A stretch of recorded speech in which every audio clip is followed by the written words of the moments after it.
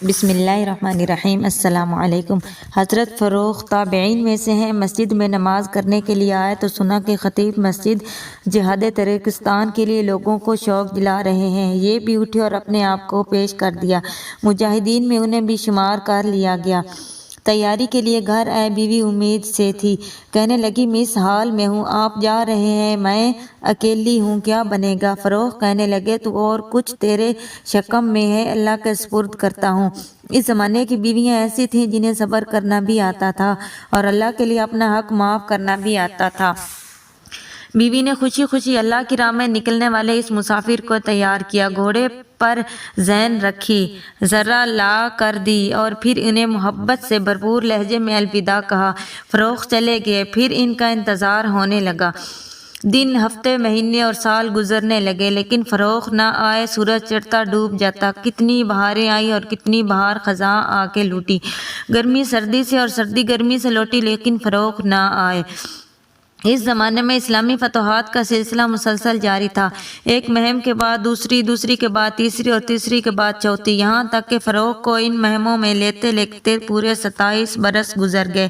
کبھی پتہ چلے کہ شہید ہو گئے، کبھی خبر آئے کہ قید ہو کے رہ گئے اور کبھی یہ سنائی دے دی کہ زندہ ہیں۔ پیچھے ان کے ہاں دینے والے نے ایک خوبرو فرزند سے ان کی بیوی کو نوازا۔ ماں نے اپنے بیٹے کا نام ربیہ رکھا۔ ربیہ جب کچھ بڑے ہوئے تو ان کی اچھے انداز سے تربیت کی اور پھر جب اس نے لکھنا پڑھنا سیکھا تو اسے قرآن و حدیث کی تعلیم دلانے کے لیے مدینہ طیبہ کے اچھے معلموں کے پاس بھیجا۔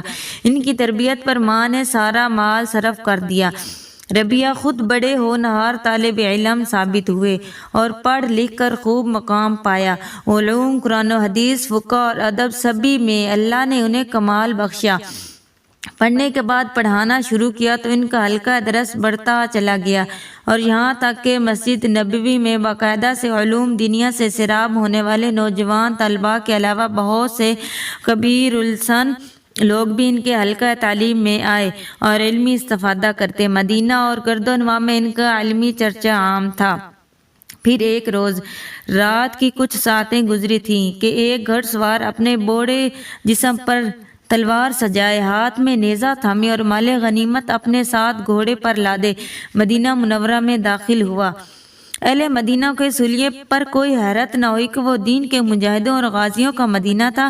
یہ گھڑ سوار اپنی سوچوں میں مگن تھا، سوچتا تھا کہ میرا گھر وہیں ہوگا یا جانے کہاں، میری بیوی زندہ ہوگی یا میرے جانے کے بعد میرے انتظار میں کسی اور دنیا میں جا بسی ہوگی۔ وہ امید سے تھی اس کے ہاں اولاد کیا ہوئی اور اب کیا حال میں ہوگی۔ سوچوں کہ یہ دائرے بنتے بنتے یہ بوڑھا مجاہد غازی اچانک ایک گھر کے سامنے کھڑا ہو گیا۔ اس کے دل نے کہا یہ گھر تو تیرا ہی ہے۔ چند ثانیے وہ رکا اور پھر آگے بڑھ کر اس نے دروازہ کھولا اور بے تکلفی سے اندر داخل ہو گیا۔ یکدم ایک نوجوان کی آواز نے اسے ٹھہرنے پر مجبور کر دیا۔ رات کی تاریکی میں تم میرے گھر میں بدن پر اسلحہ سجائے کیوں گھس آئے؟ بوڑھے مجاہد کی بھاری آواز ابھری، مجھے میرے گھر میں روکنے والا کون ہو سکتا ہے؟ یہ تمہارا گھر نہیں، یہ میرا گھر ہے جس میں تم گھس رہے ہو۔ یوں ان دونوں کی آوازیں بلند ہونے لگیں اور ان کا جھگڑا بڑھنے لگا تو گھر میں سوئی نوجوان کی والدہ کی آنکھ کھلی۔ اس نے جھگڑے کی نوعیت معلوم کرنے کے لیے جو باہر جھانکا تو اسے بیٹے کے ساتھ اپنا شوہر نظر آیا اور اس نے وہیں سے اپنے بیٹے کو آواز دے کر کہا، ربیہ سنو، یہ تمہارے والد ہیں، اپنے ابا کو مرحبا کہو اور پھر آگے بڑھیں۔ اپنے شوہر فروخ کو مرحبا کہا اور پھر انہیں بتایا کہ یہ ربیہ ہے، تمہارا اپنا بیٹا جو تمہارے بعد پیدا ہوا۔ اب تو منظر ہی بدل گیا۔ دونوں باپ بیٹا باہم مل رہے ہیں، ایک دوسرے کو خوشی سے دیکھ رہے ہیں، ایک دوسرے کے ہاتھ اور پیشانی چوم رہے ہیں اور یہ ساری رات اسی طرح باتوں میں اور حال احوال میں ہی کٹ گئی۔ اسی اثناء میں فروخ نے پوچھا، وہ قسیم رقم جو میں تمہیں دے کر گیا تھا اس کا کیا ہوا؟ بیوی نے کہا، آپ اطمینان رکھیے، ساری رقم محفوظ ہے۔ اتنے میں فجر کی نماز کا وقت ہو گیا۔ فروخ اٹھے اور مسجد جانے سے پہلے ربیہ کو آواز دی، آؤ بیٹا نماز کو چلو۔ ربیہ نے انہیں بتایا کہ ربیہ تو بہت پہلے مسجد چلے گئے ہیں۔ یہ مسجد میں پہنچے تو دیکھا کہ مسجد بھری ہوئی تھی۔ نماز پڑھی اور پھر سب لوگ اپنی اپنی جگہوں پر ادب سے بیٹھ گئے اور اپنے امام سے درس سننے لگے۔ ان میں عام نمازی بھی تھے، نوجوان طلباء بھی تھے اور بڑے بڑے قائدین سلطنت بھی درس میں شامل تھے۔ سبھی بڑے شوق سے سن رہے تھے۔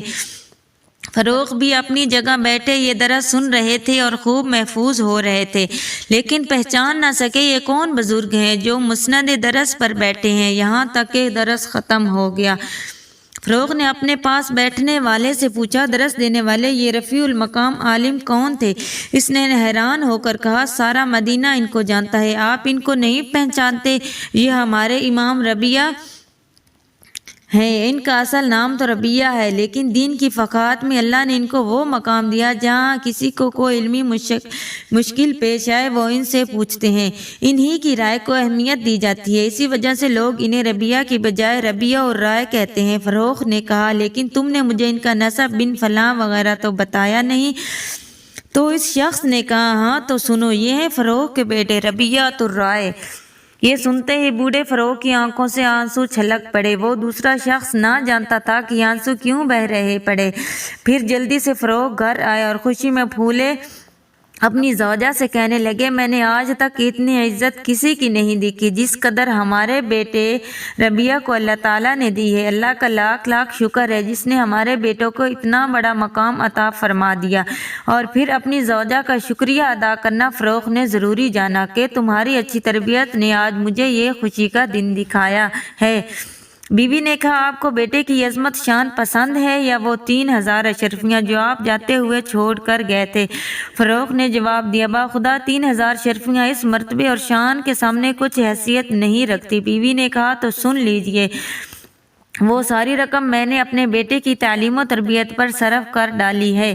فروغ مسکراتے ہوئے گویا ہوئے، اللہ کی قسم ان سونے کی اشرفیوں کا اس سے بہتر استعمال اور کیا ہو سکتا ہے۔ اگر میری ویڈیو پسند آئے تو لائک اور شیئر کر دیں۔